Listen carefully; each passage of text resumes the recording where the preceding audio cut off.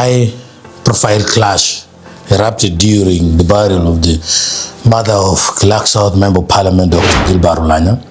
Speaking at the funeral, former Aru County MP and seasoned coffee farmer Dr. Odonga publicly backed the push for coffee cultivation championed by General Charles Otema. However, Dr. Otto issued a stern warning to the Acholi community. Avoid free government-distributed coffee seedlings. He claims these specific plants are failing to survive across northern Uganda because they are grafted and lack a taproot. He instead urged farmers to invest in irrigation and buy from private nurseries.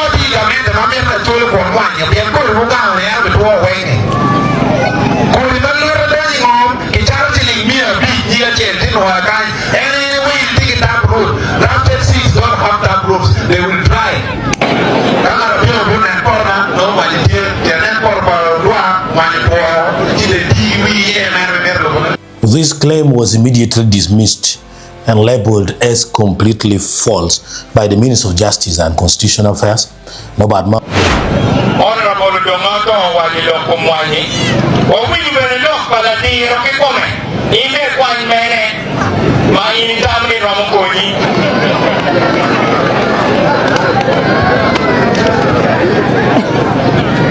Ka Itika, when you look Kumnual. Kaini daho papaya nyual. Ibe winyu loka main road ke jebe winyu baman mafuti ka jubiliat ke. Kaini winyu loka very odd. Ibe winyu loka meruma very odd. Ditwit ke jebe winyu loka ngata futi ka temo na tema.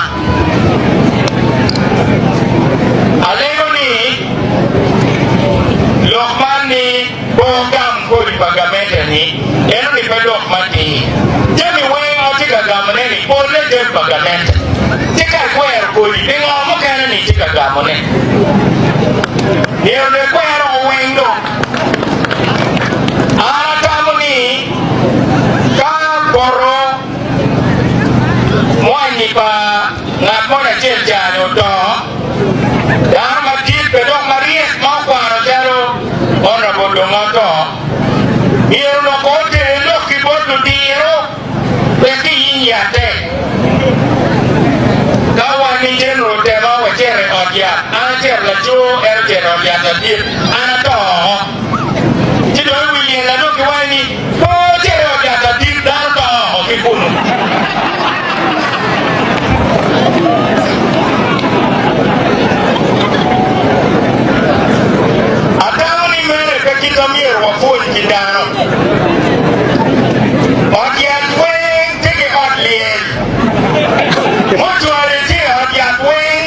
Alongside former Agago North MP Okot John Amos, who defended the government's flagship agricultural program.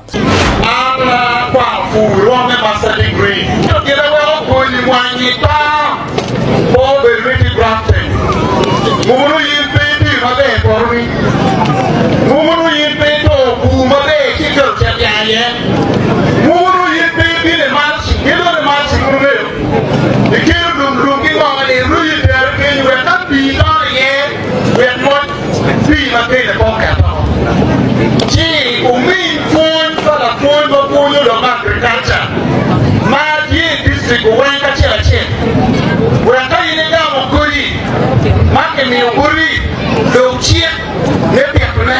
This fact check analyzes the technical and field realities underlying this database.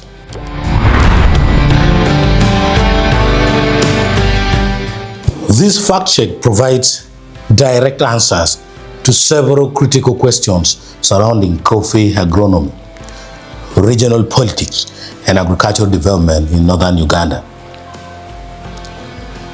1. The core scientific and technical questions. Can a grafted coffee tree physically grow or maintain a taproot? What is the biological difference between the root systems of grafted coffee versus clonal coffee that's grown from cuttings? How does using a stem cutting instead of a seed for a restock completely alter a coffee tree's root architecture? Does the physical act of cutting or trimming a seedling's taproot in a nursery permanently prevent it from growing deep into the ground? Secondly, the field reality and agricultural management questions. Why are free government-distributed coffee seedlings experiencing high failures and mortality rates in northern Uganda? What is J-rooting? How do commercial nursery shortcuts accidentally strip a coffee plant of its primary anchor? If a farmer top grabs a new variety onto an old established coffee stump, does the new plant grow a fresh taproot or inherit the old root system?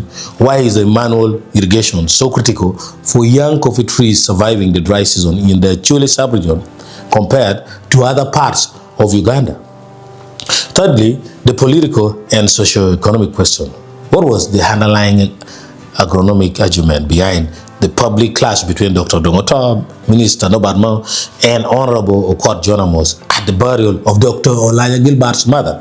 Why are practical local coffee farmers in Pade advising the community to buy from private nurseries rather than relying on free government supplies? How can a government agricultural program be biologically sound on paper, but systemically fall on the ground due to supply chain and quality control issues? These are the questions that this fact check is going to answer. And as we get on, you must remember that some improper maize seeds were also distributed across northern Uganda, and it's on record. Let's go.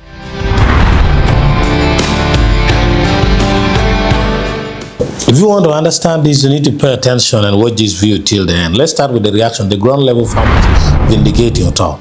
A massive wave of commentary is siding heavily with Odonga, with many using their personal farming scars to back his claims. Mona Lisa jumps in with clear field validation, saying, I agree with Otto 100%. I planted Halite coffee with taproot. I started small with half keka for easy maintenance, especially in Horo. All 225 survived Horo, and now some are flowering. Say Horo. Right below that, TT injects a painful dose of reality regarding seedling survival rates. Lamenting, imagine I planted 10 stems and only one survived, and I have been watering daily. Some of the comments are also revealing regional climate pressures and geographical nuances. The geographical nuances of the crop are highlighted by Good Husband. He hails from Patan, who breaks down regional climate pressures by commenting grafted coffee can only do well in central region with 2 rain seasons. Northern UG can only survive taproot coffee. Odonga is right 1%. I have 2 acres of coffee in Wobolenzi Bombo. This guy grew up in Patton, Porot. I know him. We used to call him Kasubia. Now, you realize that this statement is quickly echoed by Negri Wodgulu, who simply declares, I go with Odonga, bridging layman terms and scientific realities. Let's do that. The debate takes a highly analytical turn as Justin bridges the gap between Otto's layman terms and the scientific reality, providing a brilliant breakdown. At this point, Odonga is very right, but talking without much research. First of all, the coffee government gave is a colon coffee and should have given grafted coffee with tap roots, because all colon coffee have fibrous root and absorb water and nutrients from the surface, since its roots are not penetrated in the deep into the ground. They got the wrong seedlings for this area. Justin is my OB from Deji University. We were from the same faculty, and now I've got him in the comment section, and I'm putting him here as part of the people commenting. We did the same course, that is Bachelor of Science and Agriculture of Deji University. He's a very good friend of mine. He hails from Kitgum. If his name appears like this, it gives me a whole good memory. Every memory about Justin is so nice. We used to call him Gompala Mafia. Those were the days. I think I hope if he is watching this video, he will also be remembering those days when life was so glorious. Well, to balance it also, there are those who are defending the system and slamming politicking. However, the commentary also flow isn't entirely one-sided. There's a strong counter-current warning against politicians hijacking agronomy. Dennis J takes a hard swipe at political overreach, commenting, most politicians think they understand all fields, which is wrong.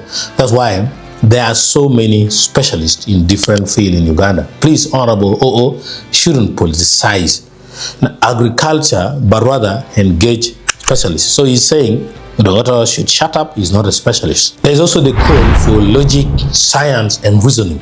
The pushback gets even sharper as Fred cautions the commentary to look past the political theater and focus on the science. Odonga relates to Saleh on the Operation Well question.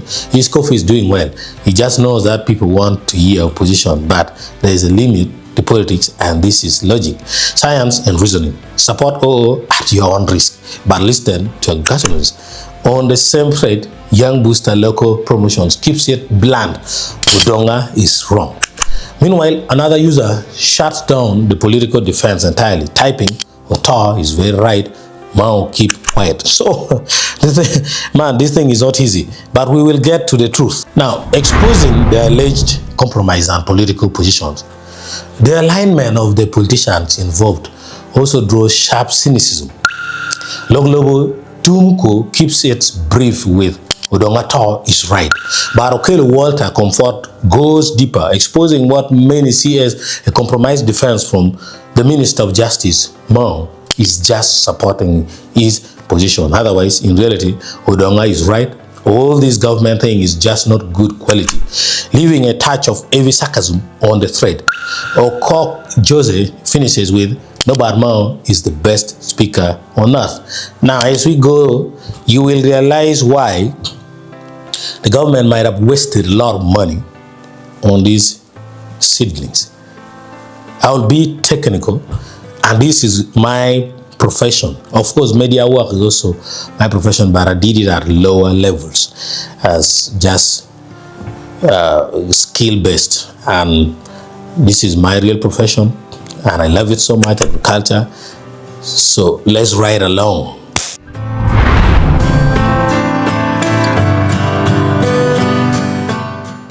So let's begin with the taproot and nursery realities. The technical design versus mass production realities. Minister Norbert Mao and Honorable Court John Amos are correct according to standard agricultural biology. By defining a properly grafted coffee plant, utilizes a rootstock grown from a seed, typically a hardy variety like coffee canephora, that's robusta. Because it begins as a seed, it is genetically programmed to develop a deep dominant taproot. The desired high-yielding variety, the section, is then joined to this seedling base. Therefore, the biological process of grafting itself does not cause a coffee plant to lose its taproot. However, Dr. Dongoto's failed observations of high mortality rates and rootless dead plants in Pade are driven by distinct documented commercial nursery practices that circumvent or destroy this botanical design. And he says it's across northern Uganda. So let's get further.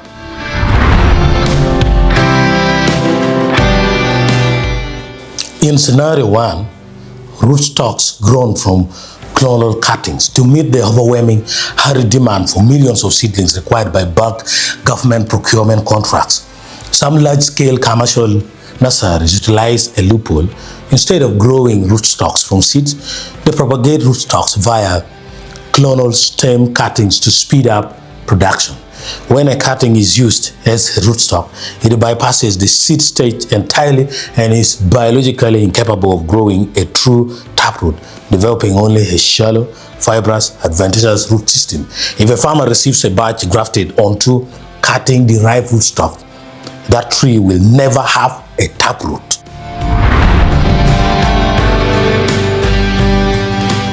So getting into scenario 2, severe physical root pruning. In fast-paced nursery environments handling government supplies, laborers frequently practice aggressive root trimming. When transferring young seedlings into small, cheap polythene potting bags, workers often deliberately chop off the bottom of the long taproot. This is done either to prevent J-rooting, that's the root bending upward and choking itself, is simply to make the plant fit into the bag faster. This physical amputation destroys the root apical meristem, the growing herb, permanently halting downward growth and preventing the tree from ever developing a deep anchor.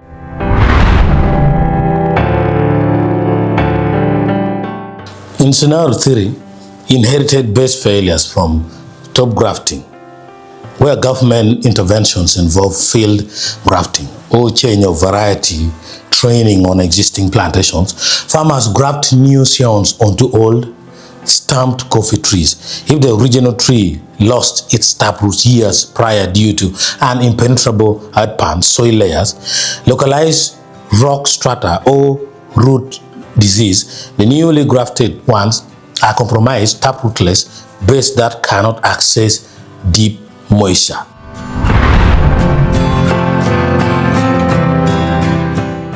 In scenario 4, we cannot overlook at supply chain and climatic stress. Northern Uganda experiences an intense, prolonged dry season from November to March. Free government seedlings are routinely distributed in bulk and can arrive late or face prolonged transport stress. If a seedling with a physically compromised, pruned, or a J-rooted taproot is planted late in the rainy season, it cannot push deep enough to access the water table before the dry season hits. The resulting high mortality rates in the field lead practical farmers to observe that the distributed trees lack functional taproots.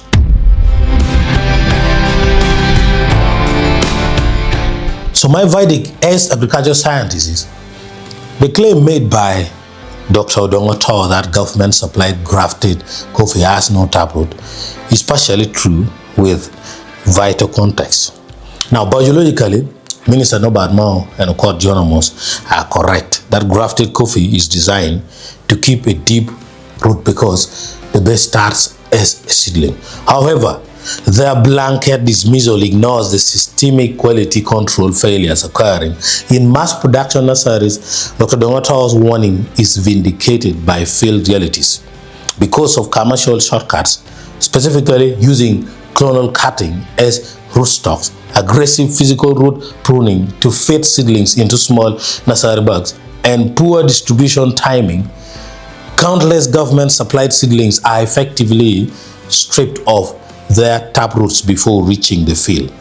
Consequently, Otto's practical advice for Acholi farmers to strictly vet private seedlings and establish proper irrigation facilities is agronomically sound and necessary for crop survival in northern Uganda's climate. So, to extremely great extent, Odonga is very right. Thank you.